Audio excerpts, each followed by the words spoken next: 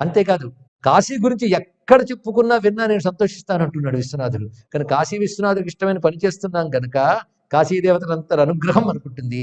ఎలా విన్నంతసేపు కాశీ కాశీ కాశీ అని ఎన్ని మార్లు విన్నాము.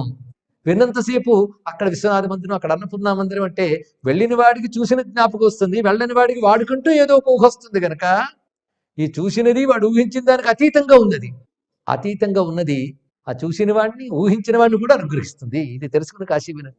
ఎన్నో భాగ్యాలు చేసుకున్నాం గనక శివరహస్యం చెప్పుకుంటున్నాం. ఆ భాగ్య విశేషంగానే కాశీ రహస్యాలన్నీ మనకు వెలికి వస్తున్నాయి. అయితే ఇదే సమయంలో చెప్తున్నాం, ఇద్దరు కొండంత చెప్తే మనం గుప్పెడంత తీసుకుని చెప్తున్నాం అని కూడా తెలుసుకోవాలి.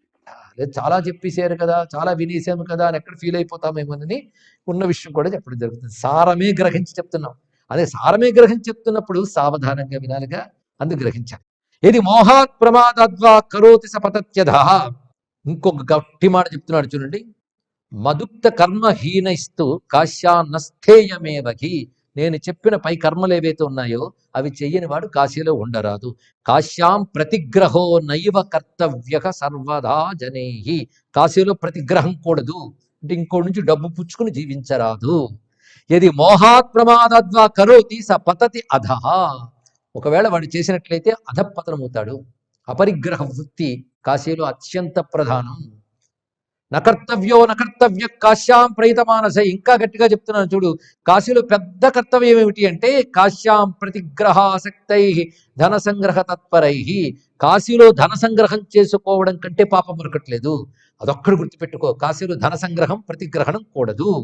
దుష్ప్రతిగ్రహ సంసక్తై దురోన్నాసన లోలుపై అన్యాయార్జిత విత్తైశ్చ కాశ్యాం నస్థేయమంబికే.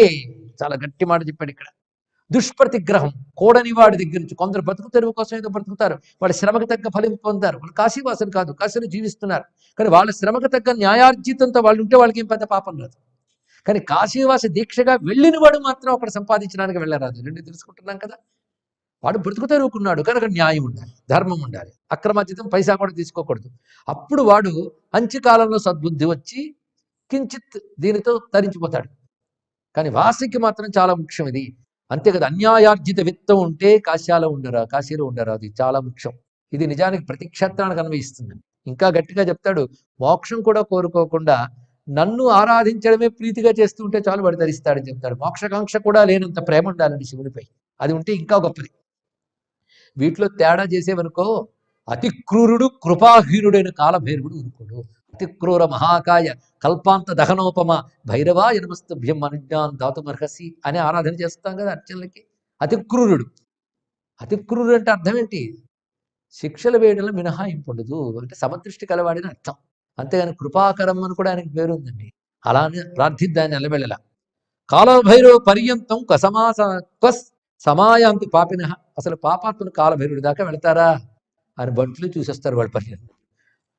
కాలభైరవ భృత్యానాం సంఖ్యాకర్తున్న శక్యతే. కాలభైరవ భృత్యుల సంఖ్య ఎవరు చెప్పలేరు సుమా, అంతమంది ఉన్నారు. ఇది తెలుసుకుని జాగ్రత్తగా అక్కడ ఉండాలి. కథం త్వయా కృతం. అంతేకాదు కాశీలో ఉన్నటువంటి వారు శివనిందాదులు చెయ్యరాదు ఇత్యాది విషయాలను కూడా చక్కగా బోధించి రమ్యమైన ఒక వృత్తాంతాన్ని ప్రారంభిస్తూ వివరిస్తున్నారు.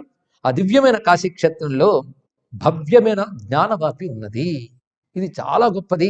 అక్కడ నేను ఒక రూపంతో ఉంటాను సమా, స్థూల రూపంలో లింగం కాదు. జ్ఞానవాపిలో శివుడు ఎలా ఉంటాడు, ఇప్పటికీ అలాగే ఉంటాడు ఆయన. మనకు వెళితే కనబడుతుంది, నీరే కనబడుతుంది. కానీ శాస్త్ర సహాయంతో అక్కడ ఆయన ఒకసారి ధ్యానించమన్నాడు. ఆ జ్ఞానవాపి ఒకప్పుడు దేవతారూపం ధరించి పరమేశ్వరుడు దర్శించాడు. ఆ దర్శించినప్పుడు శివుడు అక్కడ ఎలా ఉన్నాడు, అసలు జ్ఞానవాపి ఎలా వచ్చింది, ఈ కథ వింటే చాలు ఆ జ్ఞానవాపి అధిదేవత ఫలం జ్ఞానేశ్వరుడు అనుగ్రహం లభిస్తుంది అంటున్నాడు శివుడు పార్వతీదేవితో. అది రేపు తెలుసుకుందాం. సర్వం శ్రీ సాంబ సదాశివ చరణారవిందార్పణం.